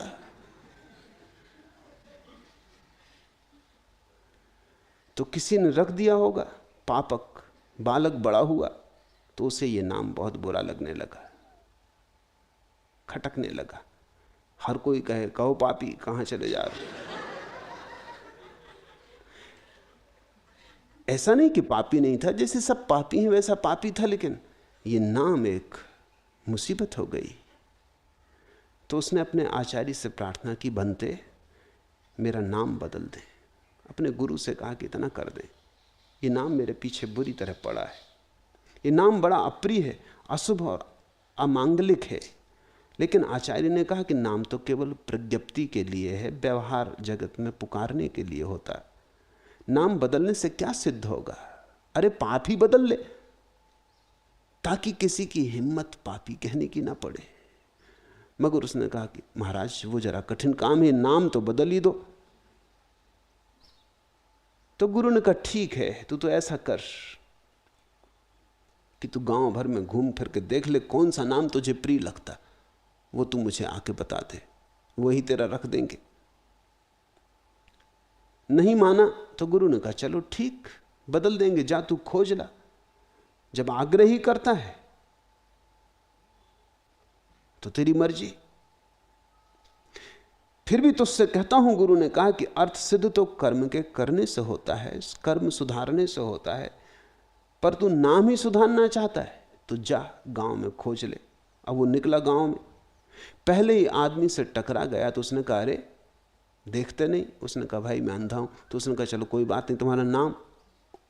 उन्होंने कहा नैन सुख। वो जरा चौंका, उसने कहा हद हो गई, नाम नैन सुख, आंख के अंधे। उसने कहा होगा, आपने किससे क्या लेना देना, मगर नैन सुख नाम रखना ठीक नहीं। उसने कहा क्योंकि अंधों का नाम नैन सुख। और आगे चला तो एक अर्थी जा रही थी, लोगों ने से पूछा भाई कौन मर गया? उन्होंने कहा जीवक। उसने कहा और सुनो, जीवक तो वो जो जिए, वो ये सज्जन मर गए, ये तो बड़ा बुरा हुआ, जीवक और मृत्यु का शिकार हो गया। बुद्ध के चिकित्सक का नाम जीवक था। राजाओं ने उसे नाम दिया था क्योंकि वो लोगों को, उसकी औषधि में ऐसा बल था कि जैसे मरों को जिला ले। लेकिन जीवक भी मरा, वो औषधि भी काम ना आई, नाम भी काम ना आया। तो वो सोचने लगा जीवक नाम भी ठीक नहीं, तो अर्थी कसी जाएगी, फिर लोग हंसेंगे कि अरे जीवक मर गए। जिंदगी भर हंसे क्योंकि नाम रहा पापक, मरते वक्त हंसेंगे कि हो गए जीवक, ये नहीं चलेगा। और आगे बढ़ा तो देखा एक दीनहीन गरीब दुखियारी स्त्री को मारपीट के घर के बाहर निकाला जा रहा था। तो उसने पूछा देवी तेरा नाम? उसने कहा धनपाली। पापक सोचने लगा नाम धनपाली और पैसे पैसे को मोहताज। और आगे बढ़ा तो एक आदमी को लोगों से रास्ता पूछते पाया। तो उसने पूछा भाई रास्ता पीछे पूछ लेना, पहले एक बात बता दो तुम्हारा नाम? तो उसने कहा पंथक। पापक फिर सोच में पड़ गया कि अरे पंथक भी पंथ पूछते, पंथ भूलते हैं। पापक वापस लौट आया। गुरु से उसने कहा कि बात खत्म हो गई, नामों में क्या धरा। रास्ते पर अंधा मिला, जन्म का अंधा, नाम नैन सुख। एक दुखिया मिला, जन्म का दुखिया, नाम सदा सुख। सब देख आया, यही ठीक है, पाप को ही बदल लूंगा, नाम को बदलने से क्या होगा। फिर भी जब तुम मुझसे दीक्षा लेते तो तुम्हें सुंदर नाम देता हूं। सुंदर से मेरा लगाव है, नाम ही दे रहा हूं तो क्या कंजूसी करूं, दिल खोल के दे देता हूं। सुंदर से सुंदर नाम जो ख्याल में आता तुम्हें दे देता हूं। इससे तुम ध्यान रखना कि तुम्हारे लिए चुनौती है। तुम इससे ये मत समझ लेना कि ये तुम हो गए, ये तुम्हें होना है। नाम अभी सार्थक है नहीं, संभावना है, ये तुम्हें होना है। किसी को मैं नाम देता हूं सच्चिदानंद, ये तुम्हें होना है।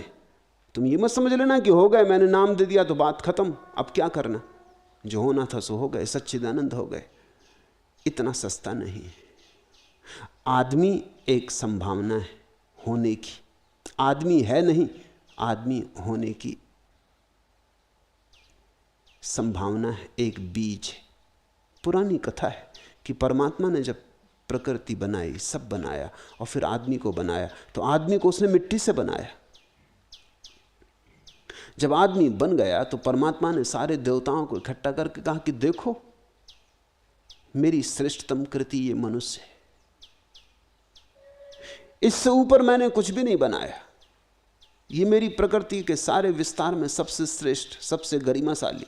लेकिन एक संदेहवादी देवता ने कहा, ये तो ठीक है, लेकिन मिट्टी से क्यों बनाया? निकृष्टतम चीज से बनाई श्रेष्ठतम चीज, ये कुछ समझ में नहीं आती। अरे सोने से बनाते, कम से कम चांदी से बनाते, न सही चांदी लोहे से बना देते। मिट्टी, कुछ और ना मिला, निकृष्टतम से श्रेष्ठतम को बनाया। तो परमात्मा हंसने लगा। उसने कहा, जिससे श्रेष्ठतम बनना हो उसे निकृष्टतम से यात्रा करनी होती। जिसे स्वर्ग जाना हो उसे नरक में पैर जमाने पड़ते। जिसे ऊपर उठना हो उसे निम्नतम को छूना पड़ता। और फिर परमात्मा ने कहा, तुमने कभी सोने में से किसी चीज को उगते देखा? चांदी में से कोई चीज उगते देखी? बो दो बीज सोने में, कभी उगेगा नहीं, मर जाएगा। मिट्टी भर में उगता है कुछ। और मनुष्य एक संभावना है, एक आश्वासन है। अभी मनुष्य को होना है, अभी हो नहीं गया। हो सकता है, होने की सब व्यवस्था कर दी है, लेकिन होना पड़ेगा। इसलिए मिट्टी से बनाया है, क्योंकि मिट्टी में ही बीज फूटता है, अंकुर निकलते, वृक्ष पैदा होते, फूल लगते, फल लगते, सुगंध फैलती, महोत्सव घटित होता है। मिट्टी में ही संभावना है, सोने की कोई संभावना नहीं। सोना तो मुर्दा है, चांदी तो मुर्दा है। इसलिए तो मरे मरे लोग सोने चांदी को पूजते, जिंदा लोग मिट्टी को पूजते। जितना मरा आदमी उतना ही सोने का पूजक, जितना जिंदा आदमी उतना उसका मिट्टी से मोह, मिट्टी से लगाव, मिट्टी से प्रेम। मिट्टी जीवन है। ठीक कहा ईश्वर ने कि बीज मिट्टी में फेंक दो तो खिलता, फैलता, बड़ा होता। मनुष्य एक संभावना है, मनुष्य यात्रा है, अंत नहीं। अभी मनुष्य को होना है, अभी मनुष्य हुआ नहीं। सारी क्षमता पड़ी है छिपी अचेतन में, प्रकट होना है, अभिव्यक्त होना है। गीत लेके तुम आए हो, अभी गाया नहीं। तुम्हारी वीणा तो है तुम्हारे पास, लेकिन तुम्हारी उंगलियों ने अभी छुआ नहीं। जब मैं तुम्हें नाम देता हूं तो सिर्फ एक संभावना देता हूं, कहता हूं सच्चिदानंद हो जाना, इसलिए सच्चिदानंद नाम दे देता हूं। नाम को तुम ऐसा मत समझ लेना कि तुम सच्चिदानंद हो, इसलिए मैंने सच्चिदानंद कह दिया है। होते तब तो कहना क्या था, होते तब तो दीक्षा की भी कोई जरूरत न थी, होते तब तो कुछ भी कारण न था। नहीं हो मगर हो सकते हो, द्वार खुला है, चलना पड़े। ये जो तुम्हारा नाम है इसे दूर की मंजिल समझना। वो जो दूर तारों के पार सच्चिदानंद रूप है, वो मैंने तुम्हें नाम दे दिया है, नाम से तुम्हें जोड़ दिया उससे। अब तुमसे कह दिया अब चलो, लंबी यात्रा है, दुर्गम पथ है, कंटकाकीर्ण मार्ग है, भटक जाने की पूरी संभावना है, पहुंचने की संभावना बहुत कम है। लेकिन ये नाम तुम्हें दे दिया, एक दूर के तारे की तरह तुम्हें रोशनी देगा। और जब तुम भटकने लगोगे और जब तुम गिरने लगोगे, तब तुम्हें याद दिलाएगा कि सच्चिदानंद ये क्या कर रहे हैं, ये तुम्हारे जैसा नहीं। सच्चिदानंद ये तुम क्या कर रहे, चोरी कर रहे, ये तुम्हारे नाम से मेल नहीं खाता। सच्चिदानंद ये किसी की हत्या करने को उतारू हो गए, ये तुम्हारे नाम से मेल नहीं खाता। सच्चिदानंद उदास बैठे हो, मुर्दा बैठे हो, ये तुम्हारे नाम से मेल नहीं खाता। नाचो, मयूरी नाच, छनाछन नाच, मयूरी नाच, उन्मन उन्मन नाच, मयूरी नाच, आंगन आंगन नाच, तुम्हें याद दिलाने को, स्मरण दिलाने को।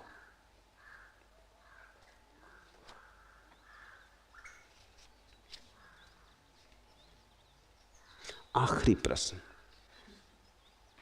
क्या बुद्ध पुरुष भी आंसू बहाते? बुद्ध पुरुषों के संबंध में कोई भी बात तय करनी उचित नहीं। बुद्ध पुरुष ऐसे विराट जैसे आकाश। बुद्ध पुरुष के संबंध में कोई सीमा रेखा नहीं खींची जा सकती। एक ही बात कही जा सकती है कि बुद्ध पुरुष होने का अर्थ होता है पूर्ण हो जाना। पूर्ण में सब समाहित है, आंसू भी। जैसे मुस्कुराहटें समाहित हैं, वैसे ही आंसू भी। एक ज़ेन फकीर जापान में मरा, उसका शिष्य रिंझाई बड़ा प्रसिद्ध था, इतना प्रसिद्ध था गुरु से ज्यादा प्रसिद्ध था। सच तो यह है कि रिंझाई के कारण ही गुरु की प्रसिद्धि हुई थी। लाखों लोग इकट्ठे हुए और रिंझाई रोने लगा। गुरु की लाश पड़ी और रिंझाई के आंसू झरने लगे। और रिंझाई के आसपास जो लोग थे उन्होंने कहा, ये क्या करते हो? तुम्हें लोग रोता देखेंगे तो क्या सोचेंगे? बुद्ध पुरुष कहीं रोते? तो रिंझाई ने कहा, तो समझ लो कि मैं बुद्ध पुरुष नहीं, मगर अब रोना हो रहा है तो क्या करूं? मेरे गुरु ने एक ही बात मुझे सिखाई थी कि जो स्वाभाविक हो उसे होने देना। अभी तो आंसू आ रहे, पर लोगों ने कहा, तुम ही तो समझाते रहे कि आत्मा अमर है, अब रोते क्यों? रिंझाई ने कहा, मैं आत्मा के लिए रो भी कहाँ रहा हूं, ये शरीर भी बड़ा प्यारा था, आत्मा तो अमर ही है, उसके लिए कौन रो रहा? ये गुरु की देह भी बड़ी प्यारी थी, अब दोबारा इसके दर्शन ना हो सकेंगे, अब अनंत काल में इसका कभी साक्षात्कार ना हो सकेगा। एक अपूर्व घटना का विसर्जन हो रहा, तुम मुझे रोने भी ना दोगे, तुम संभालो अपना बुद्ध पुरुष और बुद्ध पुरुष की परिभाषा, मैं जैसा वैसा भला, लेकिन मुझे स्वाभाविक होने दो। और मैं तुमसे कहता हूं, रिंझाई बुद्ध पुरुष था, इसीलिए रो सका। तुम जैसा कोई बुद्धू होता, अगर आंसू भी आ रहे होते तो रोक के बैठ जाता कि ये मौका कोई रोने का, सारी इज्जत पानी फिर जाएगा, अभी रोने का मौका, रो लेना एकांत में अकेले में करके दरवाजा बंद। अभी तो न रो भीड़ भाड़ के सामने, तो अकड़ के बैठे रहो कि ज्ञान को उपलब्ध हो गए, कैसा रोना। अरे ज्ञानी कहीं रोते, ये तो अज्ञानी रोते नहीं। ये निश्चित ही बुद्ध पुरुष रहा होगा, तभी तो बुद्ध पुरुष होने की बात को भी दो कौड़ी में फेंक दिया, कहा रखा संभालो तुम ही, तो फिर मैं बुद्ध पुरुष नहीं, बात खत्म हुई। मगर जो सहज हो रहा है होने दो। बुद्ध पुरुष होने का अर्थ होता है सहजता, समग्रता। जीवन समग्र है कहना मुश्किल है। बुद्ध पुरुषों के संबंध में कोई भविष्यवाणी नहीं हो सकती। बुद्ध पुरुष ऐसे मुक्त जैसे आकाश। ऐसा हुआ, गौतम बुद्ध के जीवन में उल्लेख है कि जब वो 12 वर्ष के बाद अपने घर वापस लौटे, तो स्वभावतः अपने पिता को, अपनी पत्नी को, अपने बेटे को मिलना चाहे। तो आनंद ने कहा कि यह शोभा नहीं देता। बुद्ध पुरुष का कौन पिता, कौन बेटा, कौन पत्नी, बात खत्म हो गई, आप तो ज्ञान को उपलब्ध हो गए। बुद्ध ने कहा, मैं तो हो गया, लेकिन वे नहीं हैं अभी उपलब्ध, उनका मोह अभी भी मेरे प्रति है। और मैं तो मुक्त हो गया, लेकिन मेरा ऋण तो कायम है, उनसे मैंने जन्म लिया। और इस पत्नी को मैं 12 साल पहले छोड़ के अंधेरी रात में भाग गया था, क्षमा तो मांग लेने दो। मेरी यात्रा तो पूरी हो गई, लेकिन वो तो अभी भी जली भुंजी बैठी, अभी भी नाराज है। बड़ी माननी है यशोधरा, उसने मुझे क्षमा नहीं किया, और जब तक मैं क्षमा न मांगू वो क्षमा करेगी भी नहीं। अब मुझे उससे क्षमा मांग लेने दो ताकि वो भी मुक्त हो जाए। ये बात गई गुजरी हो गई, जो हुआ हुआ। आनंद जरा कसमस आया, उसको ये बात जचती नहीं। बुद्ध पुरुष को क्या लेना देना। फिर भी अब नहीं मानते तो ठीक है, गया। आनंद जब संन्यास्त हुआ था, आनंद बुद्ध का बड़ा भाई था, स्वयं चचेरा बड़ा भाई। जब वो संन्यास्त हुआ था, बुद्ध से दीक्षा ली थी, तो दीक्षा के पहले उसने कहा था कि मेरी कुछ शर्तें, दीक्षा के बाद तो मैं शिष्य हो जाऊंगा, फिर तुम मेरी सुनोगे नहीं, मुझे तुम्हारी सुननी पड़ेगी। दीक्षा के पहले बड़े भाई की हैसियत से ये शर्तें तुमसे मांग लेता हूं। उसमें एक शर्त यह भी थी कि सदा तुम्हारे साथ रहूंगा। तुम कभी भी मुझसे यह ना कह सकोगे कि आनंद मुझे छोड़। रात तुम्हारे कमरे में सोऊंगा, तुम्हारी छाया की तरह चलूंगा। तुम मुझे समझा ना सकोगे कि आनंद जा तो दूसरे गांव में शिक्षा दे लोगों को। मैं कहीं जाने वाला नहीं, मैं तुम्हारे पीछे रहूंगा।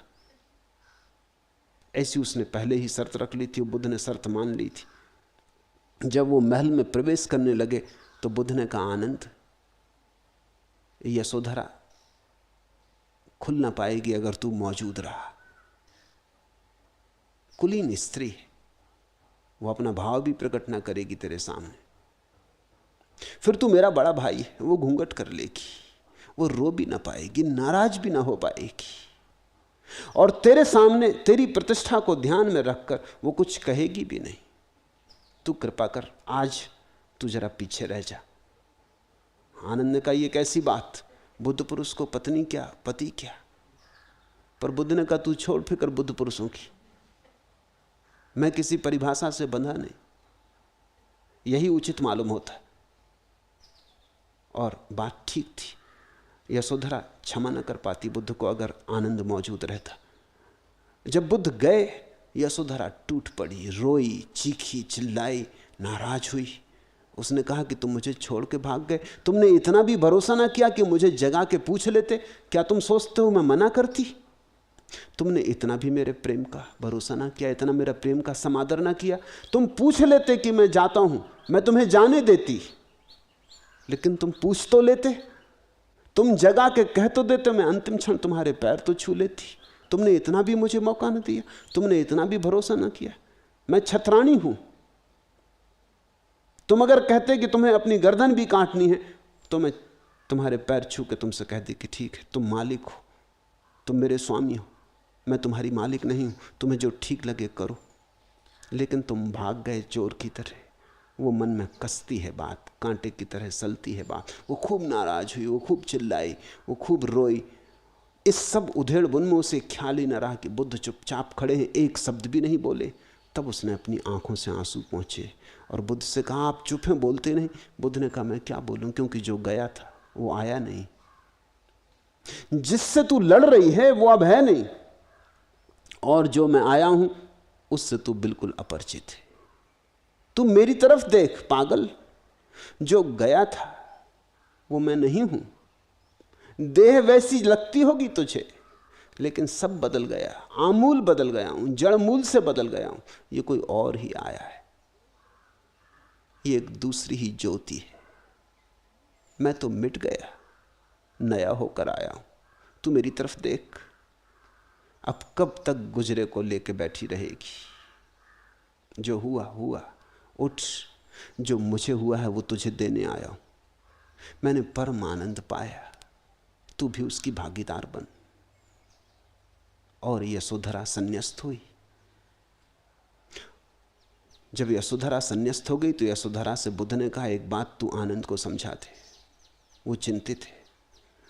अगर मैं आनंद को लेके आया होता तो तू खुल पाती? वो कहती, कभी नहीं खुल पाती। मैं तुम्हें फिर कभी क्षमा ना कर पाती। एक तो चोर की तरह भाग के गए, और जब आए तो भीड़ भाड़ लेके आए ताकि मैं कुछ कह ना सकूं।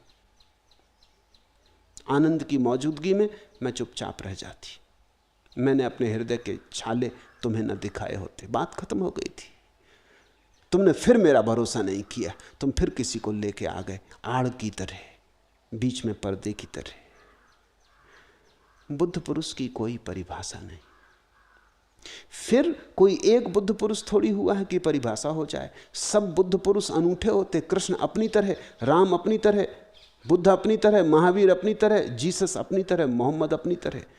इतने फूल खिलते हैं इस पृथ्वी पर, इतने भिन्न भिन्न। जूही है और बेला है और चंपा है और चमेली और गुलाब और कमल, और सब अलग अलग। हर बुद्ध पुरुष अनूठा है। इसलिए परिभाषा तो कैसे हो? नहीं, कोई परिभाषा नहीं हो सकती। तुम पूछते हो क्या बुद्ध पुरुष भी आंसू बहाते? बहा भी सकते हैं, ना भी बहाएं। निर्भर करता है इस पर किस बुद्ध पुरुष के संबंध में बात हो रही, उसके व्यक्तित्व पर निर्भर करता है। तुमने देखा, कृष्ण का एक नाम है रणछोड़दास, बड़ा मजेदार नाम है। भाग खड़े हुए रण छोड़ के, रण छोड़ दास जी। अब तुम कहोगे बुद्ध पुरुष भाग सकता? कृष्ण भागे। बुद्ध पुरुष झूठ बोल सकता है? कृष्ण के जीवन में बहुत झूठ है। बुद्ध पुरुष दिए हुए वचन तोड़ सकता? कृष्ण ने तोड़े। क्या करोगे? बुद्ध पुरुष हाथ में तलवार ले सकता? मोहम्मद ने ली, हालांकि तलवार पर लिखा था शांति मेरा संदेश है। इस्लाम का अर्थ होता है शांति। अब तलवार पर लिखे शांति मेरा संदेश, और कोई जगह न मिली लिखने को, कहना मुश्किल है। इधर एक बुद्ध है जो कहते हैं चींटी को भी मारना पाप है, उधर एक मोहम्मद है वो तलवार लेके आदमियों को काटते रहे, जरा फिक्र न की। इधर महावीर हैं वो कहते हैं पानी भी छान के पीना, उधर कृष्ण है वो अर्जुन से कहते हैं तू मार, बेफिक्र मार, क्योंकि ये मारे ही जा चुके हैं, तू तो निमित्त मात्र है। जितने बुद्ध पुरुष उतने प्रकार है, परिभाषा असंभव है। महावीर अकेले खड़े, कृष्ण हजारों स्त्रियों के बीच नाच रहे हैं, बुद्ध वृक्ष के नीचे बैठे, मीरा गांव गांव नाच रही। बुद्ध को तुम नाचता हुआ सोच नहीं सकते, महावीर के ओंठ पे बांसुरी रखोगे बड़ी बेहूदी मालूम पड़ेगी। कृष्ण को नंगा खड़ा कर दो, दिगंबर, जचेंगे नहीं। सब अनूठे, सब अपने अपने जैसे। एक एक बुद्ध पुरुष एक एक अनूठी घटना है, इसलिए कोई परिभाषा नहीं हो सकती, कुछ कहा नहीं जा सकता। और अभी सब बुद्ध पुरुष हो नहीं गए हैं, जितने हुए हैं उससे बहुत ज्यादा होंगे, इसलिए भी परिभाषा बंद भी नहीं हो सकती। कल कोई बुद्ध पुरुष कैसा होगा कहना मुश्किल है।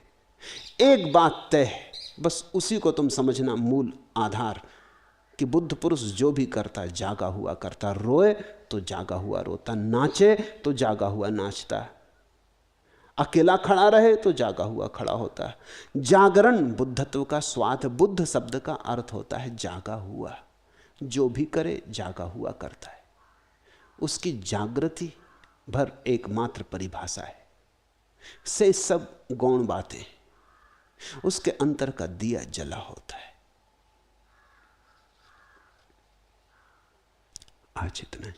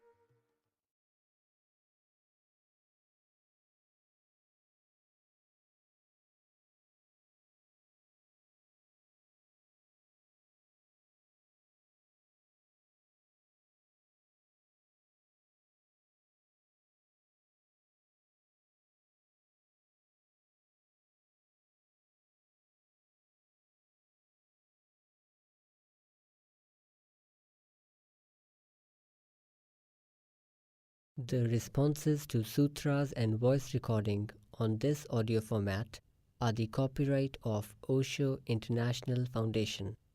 Copyright dates 1953 through 2003. All rights reserved. Reproduction in any media is prohibited. सूत्रों पर दिए गए संबोधन और ऑडियो माध्यम में मुद्रित आवाज़ पर ओशो इंटरनेशनल फाउंडेशन के कॉपीराइट हैं। कॉपीराइट 1953 से 2003, सर्वाधिकार सुरक्षित। किसी भी माध्यम में रिप्रोडक्शन अर्थात पुनर्निर्माण निषिद्ध है।